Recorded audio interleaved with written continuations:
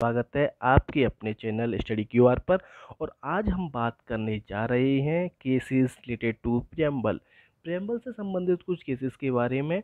और इसमें हम आपको थोड़ा थोड़ा कुछ केसेस के बारे में बताएंगे, क्योंकि केसेस के बारे में या जजमेंट के बारे में कभी कभी एग्ज़ाम में पूछ लिया जाता है, तो ये हमारे लिए काफ़ी इम्पोर्टेंट होता है। तो हम जानते हैं इनके बारे में।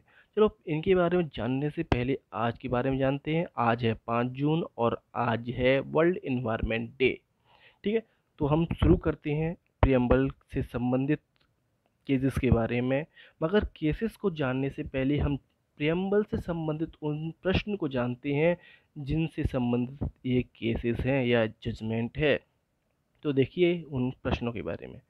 तो प्रश्न ये है कि प्रियम्बल को क्या सिग्निफिकेंस किया जा सकता है? क्या कॉन्स्टिट्यूशन का पार्ट है ये प्रियम्बल? क्या इसे अमेंड किया जा सकता है? क्या प्रियम्बल के बेसिस पर किसी लॉ को इनवैलिड किया जा सकता है? तो चलिए हम जानते हैं कुछ केसेस के बारे में। तो पहला केस है रे बारूबारी केस। देखिए, रे बारूबारी के बारे में आपको मैं शुरू से बताऊं। रे बारूबारी एक कोलकाता में एक थाना था। ठीक है, तो ये भूमि विवाद है इंडिया और पाकिस्तान के बीच में। क्या हुआ, इंडिया और पाकिस्तान का जब बंटवारा हुआ तो हमें एक ऐसा व्यक्ति चाहिए था, पाकिस्तान को भी, कि जो बंटवारे को किसी पक्ष विपक्ष के बारे में ना सोचकर एक न्यूट्रल व्यक्ति रहकर वो उनका बंटवारा करे। तो इसका बंटवारा करने के लिए हमने रेड क्लिफ को बुलाया। तो मिस्टर रेड क्लिफ ने जब बंटवारा किया तो उनसे एक बहुत ही बड़ी गलती हो गई। वो गलती थी बेरूबारी। जो बेरूबारी थाना था उसको उन्होंने दिया तो इंडिया को था, मगर वो लिखना भूल गए। अब लिखना भूल गए तो अब भाई पाकिस्तान को सब लोग जानते ही हैं कि वो तो छोटी छोटी बातों का बतंगड़ बना देता है। तो पाकिस्तान ने सोचा क्यों ना इसको अपने कब्जे में ले लिया जाए। तो उसने बेरूबारी पर क्लेम किया कि भाई ये तो मेरी भूमि है, ये मेरे हिस्से में आई थी, मगर थी इंडिया की। उन्होंने अपना प्रधानमंत्री इंडिया के व्यक्ति को ही चुना। तो क्या हुआ, नेहरू जी ने सोचा कि क्यों इस विवाद को बढ़ाया जाए।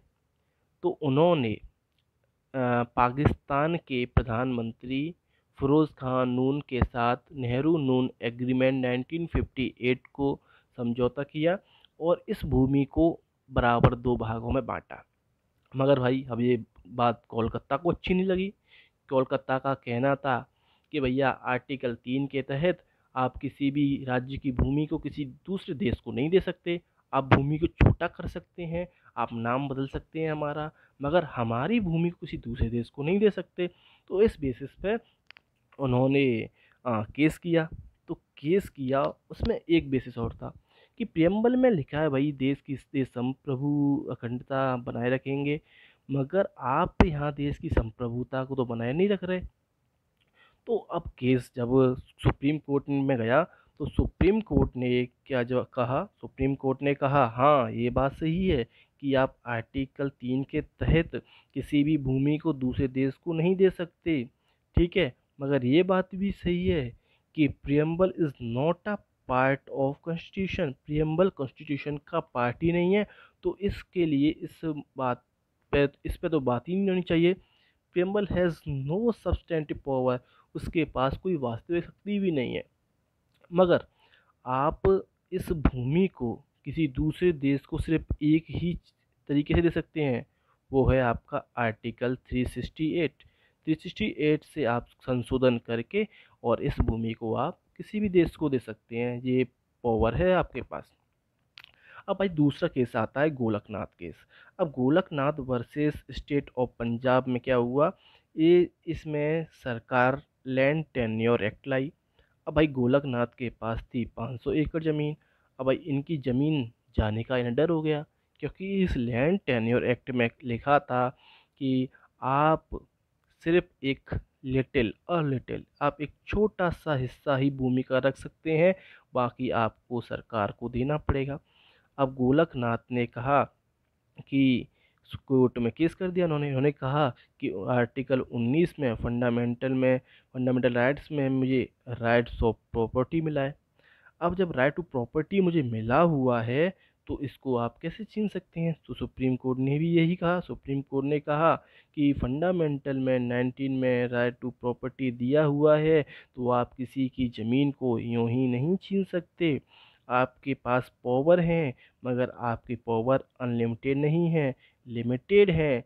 सो parliament can't amend. So parliament हर चीज़ को अमेंड नहीं कर सकती है। आपको ये बात ध्यान में रखनी होगी। तो अब दूसरा केस आता है, तीसरा केस आता है केशवानंद भारती केस। ये केस भी बहुत इंपॉर्टेंट है।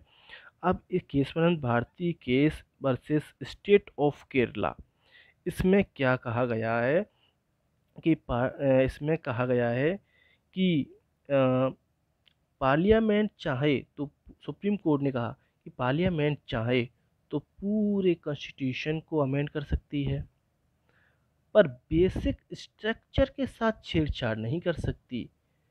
ऐसी नहीं, सुप्रीम कोर्ट ने यह भी कहा कि बेसिक स्ट्रक्चर को हम समय समय पर डिफाइन और स्पेसिफाई भी करेंगे। तो मतलब इसमें तीन इम्पोर्टेंट बात ये है कि आप चाहें तो पूरे कॉन्स्टिट्यूशन को अमेंड कर सकते हैं, मगर जो बेसिक स्ट्रक्चर है, जो मूलभूत चीज़ें हैं, आप उनको नहीं छेड़छाड़ कर सकते। ठीक है। और वो मूलभूत चीज़ क्या है, उसके बारे में भैया यही आपको बताएंगे। तो ये कौन सा था? Keshavananda Bharati versus state of Kerala. ठीक है। मगर इस केस में, इसमें था क्या? इसमें ये था, इसमें भी प्रॉपर्टी के लेके ही संबंधित केस था। इसमें नाइन्थ शेड्यूल में केरला गवर्नमेंट ने लैंड रिफॉर्म एक्ट ऐड कर दिया। अब इससे लोगों की भूमि जाने की दिक्कत थी, तो इस बेसिस पर ये केस सुप्रीम कोर्ट गया था। चौथा केस है Indira Gandhi versus Rajnarayan Singh case. Rajnarayan case, इसमें क्या था कि इलाहाबाद हाई कोर्ट ने इंदिरा गांधी का जो चुनाव था वो करप्ट प्रैक्टिसेस के कारण इसे इनवैलिड ठहराया। अब ये केस को उन्होंने सुप्रीम कोर्ट में चैलेंज दिया। ठीक है। अब सुप्रीम कोर्ट में चैलेंज दिया, मतलब इससे पहले उन्होंने क्या किया? इससे पहले उन्होंने 39th अमेंड कर दिया। ठीक है। 39वां संशोधन, इसमें क्या हुआ? इसमें 329 ए आर्टिकल जोड़ दिया गया, 329 ए आर्टिकल जोड़ा गया, जिसमें लिखा है कि इलेक्शन के मामले में जुडिशियल रिव्यू को कोई भी किसी भी कोर्ट में चैलेंज नहीं कर सकता। तो सुप्रीम कोर्ट ने क्या कहा? सुप्रीम कोर्ट ने कहा कि democracy is a basic structure of the Indian constitution. जो लोकतंत्र है वो कॉन्स्टिट्यूशन का बेसिक स्ट्रक्चर है। मतलब free election and fair election is a basic structure of democracy. तो इस पे हम रिव्यू ले सकते हैं, क्योंकि आप किसी भी चीज़ को संशोधित कर सकते हैं, मगर बेसिक स्ट्रक्चर को संशोधित नहीं कर सकते। ठीक है। तो इसमें क्या था? जुडिशियल रिव्यू कर सकते हैं। ठीक है। डेमोक्रेसी से संबंधित किसी भी चीज़ पे हम रिव्यू कर सकते हैं, और बेसिक स्ट्रक्चर को आप नहीं बदल सकते। बेसिक स्ट्रक्चर को आप नहीं बदल सकते, डेमोक्रेसी को आप नहीं संशोधित कर सकते, और जुडिशियल रिव्यू को भी आप नहीं संशोधित कर सकते। तो इन तीन चीज़ों को आप किसी भी हालत में संशोधित नहीं कर सकते। ठीक है। अब आता है भैया चौथा केस। अब है ये पांचवा केस, Minerva mills versus union of India. इसमें क्या हुआ? इसमें जो मिनरा मिल्स केस है, तो मिनरा मिल्स में क्या हुआ? ये एक मिल थी, तो अब इसे भैया 1970-71 में नेशनलाइजेशन कर दिया गया इसका। अब वो किया गया। ठीक है।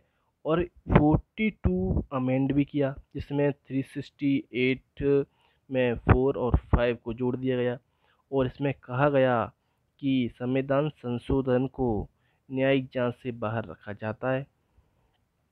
ठीक है। और इसमें एक मुद्दा और था मिनरा मिल्स में, इसमें प्रियम्बल से संबंधित भी कुछ मुद्दा था। तो देखते हैं क्या है। देखिए, तो इसमें कोर्ट ने फैसला क्या दिया? कोर्ट ने कहा कोई भी संशोधन, ठीक है, जुडिशियल रिव्यू से बाहर नहीं है। आप कोई भी संशोधन कर दीजिए, वो जुडिशियल रिव्यू से बाहर नहीं है, क्योंकि संशोधन बेसिक स्ट्रक्चर है, ठीक है। और दूसरा, उन्होंने प्रियम्बल को यूज़ करते हुए फंडामेंटल राइट और डीपीएसपीज में रिलेशन को एस्टेबलाइज की, कौन सुपीरियर है। अब इनमें सुपीरियर कौन है, इसको लेकर भी विवाद था कि भैया फंडामेंटल राइट सुपीरियर हैं या डीपीएसपी सुपीरियर है। फंडामेंटल राइट के लिए क्या हम मूल अधिकार मतलब डीपीएसपी को कम कर सकते हैं, या डीपीएसपी के लिए हम फंडामेंटल राइट को कम कर सकते हैं। तो इस पर भी सुप्रीम कोर्ट ने कहा कि both are complementary to each other, दोनों एक दूसरे के साथ हैं, दोनों से एक दूसरे का वर्चस्व है, इसलिए हम किसी को भी बड़ा या छोटा नहीं कह सकते, ठीक है ना। तो दोनों ही एक जैसी हैं। तो दोस्तों, ये था कुछ केस, और हम आगे भी कुछ केसेस लाएंगे। अगर आपको अच्छा लगे तो लाइक शेयर सब्सक्राइब करना। थैंक यू दोस्तों।